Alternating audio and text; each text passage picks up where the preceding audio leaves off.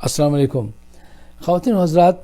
تقسیم ہندوستان کے وقت گاندھی جی نے ایک ذائچہ بنوایا تھا انڈیا پاکستان کا، جس میں پتہ چلا تھا کہ انڈیا اور پاکستان کے درمیان میں جو چوتھی جنگ ہوگی وہ بڑی ڈیسائسو فیصلہ کن جنگ ہوگی، اور یہ جنگ جو اب جا رہے ہیں، جس کی طرف ہم بڑھ رہے ہیں، یہ چوتھی جنگ ہے. ہندوستان نے اپنی طرف سے پوری تیاریاں کر لی ہیں. سیالکوٹ کے بارڈر پہ جو بار لگی ہوئی تھی اور چوینڈا کے محاذ پہ سب کو نکال کے پھینک دیا ہے. وہاں پہ میزائل لا کے نفس کر دیے ہیں. ٹینکوں کے گھسنے کے لیے راستہ جو ہے وہ صاف کر دیا ہے. کس وقت ہو جائے، کیا ہو جائے، وہ بالکل تیار ہیں.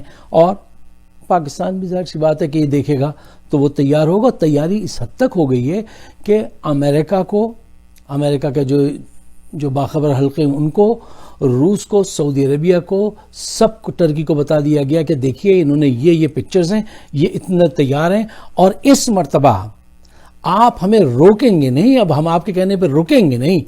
اور یہ فیصلہ باجوہ صاحب اور عمران خان صاحب نے مشترکہ کر لیا ہے کہ پہلے سے ریٹن سب آتھورائزیشن دے دی ہے عمران خان نے کہ اس مرتبہ رکنا نہیں ہے، کسی ملک کی بات نہیں سننی. اچھا، اب آئیے ذرا آگے بڑھیے. دیکھیے، جنگ تو ہونی ہے. جنگ بہت خراب چیز ہے، لیکن لگ رہا ہے کہ جنگ ہوگی. دو باتیں میں آپ کے ساتھ کرنا چاہتا ہوں، کنفرم کرنا چاہتا ہوں. ایک یہ بات کہ مسلمانوں کی ابھی مزید پٹائی، رسوائی، ظلم و تشدد ہوگا ان کے ساتھ، ہندوستان میں بھی اور ساری دنیا میں بھی، خاص کر کے ہندوستان میں. اس کی وجہ کیا ہے؟ اس کی وجہ یہ ہے کہ مسلمانوں کے پاس لیڈرشپ ہی نہیں ہے. بڑے کمزور دل کے لوگ ہیں، اور اس کے ساتھ ساتھ موت سے بہت ڈرتا ہے آج کل مسلمان. جبکہ مسلمان کبھی موت سے سب سے کم ڈرنے والی اگر کوئی قوم تھی تو مسلمان تھے. آج یہ سب سے زیادہ موت سے ڈرتے ہیں. وہ کہاں ہیں وہ شاہ رخ خان اور دوسرے خان XYZ؟ دیکھیے کتنا ڈرتے ہیں.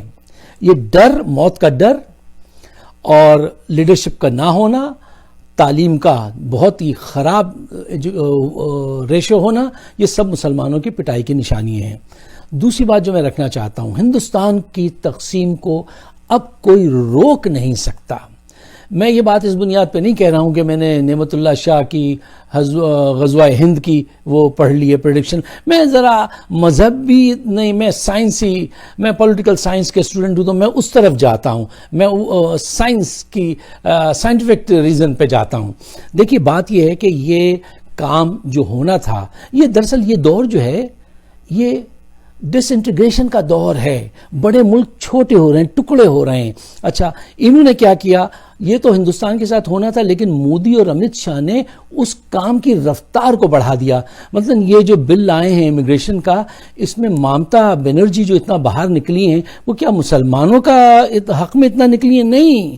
دیکھیے آسام میں، منی پور میں اور میگھالیہ میں ان کو پتا ہے یہاں اگر بنگالی آ گئے، ان کو سٹیزن شپ دی گئی، تو یہ بی جے پی چاہتی ہے کہ اس کا ووٹ بینک جو ہے بڑھے اور ان کو جو ہے ذرا اقلیت میں لایا جائے. دیکھیے ساؤتھ کے لوگ یہ ساری چالیں سمجھ گئے. اس مرتبہ تو بہت واضح ہو کر جو قوم سامنے آئی ہے اتنے بڑے احتجاج میں، وہ اسی وجہ سے آئی ہے. مسلمان بھی اس میں آ گئے ہیں کہ ٹھیک ہے مسلمانوں کے ساتھ یہ زیادتی نہیں کرو، لیکن سارا جو پورا ہندوستان جو وقت سلگ رہا ہے وہ اسی لیے ہے کہ ان کی ٹرک، ان کے انداز کو سب لوگ سمجھ گئے ہیں. ساؤتھ کے لوگ ایک عرصے سے ناراض ہیں. آسام، بنگال، پنجاب، سب طرف آپ کو سب کچھ پتا ہے. میں بینگ اے پاکستانی کہوں گا تو وہ اس کو آپ صحیح نہیں سمجھیں گے، لیکن فیکٹ یہی ہے کہ سب آپ کی یہ بات، آپ کی چالوں کو سمجھ گئے ہیں. دیکھیے آج حقیقت کیا ہے، قومیں ایسے الگ نہیں ہوتی ہیں کہ کوئی نعرے لگا دی یا کسی نے کسی کے دو چار لوگ مار دیے. نہیں، دیکھیے آج جو ہے یہ گلوبل اکانومی کا دور ہے. یہ جو ہے گلوبل ولیج بن چکا ہے، نالج بیس اکانومی کا دور ہے. آج اگر ساؤتھ الگ ہو جاتا ہے ہندوستان سے، تو اگر اس کے وہاں ایک بھارتی ساؤتھ کا باشندہ $10,000 سال کے بنا رہا تھا، تو وہ $50,000 بنائے گا. ٹھیک ہے نا؟ کیوں؟ نالج بیس اکانومی ہے. آج مثال کے طور پہ تائیوان بامبے سے بھی چھوٹا ہے، ٹھیک ہے نا، اور اس کی ایکسپورٹ جو ہے وہ انڈیا سے زیادہ ہے. ٹھیک ہے نا. جاپان جو ہے اس کی ایکسپورٹ انڈیا سے دوگنی ہے اور وہ کتنا چھوٹا ملک ہے. تو یہ سارے الگوریدم جو بناتے ہیں لوگ, میں نے جب یہ چیزیں سامنے رکھی, ہم جب کوئی بھی آدمی اس پہ غور و فکر کرتا ہے, اپنے الگوریدم بناتا ہے, تو میں تو احادیث کو جب دیکھتا ہوں تو میں حیران رہ جاتا ہوں کہ ہم نے اتنی محنت کی, اتنا ڈیٹا جمع کیا, تو یہ الفاظ ملے تو ہم اس چیز کو جوڑ پائے. چھوٹی چھوٹی سی احادیث میں بڑی بڑی چیزیں. ہم اور آپ غزوہ ہند کے آغاز پہ بیٹھے ہیں اور اس کا آغاز ہو چکا ہے. یہ جو مسلمانوں کی پٹائی ہے اس کا آغاز ہے. اب دنیا کی کوئی طاقت اس کو روک نہیں سکتی. کیوں؟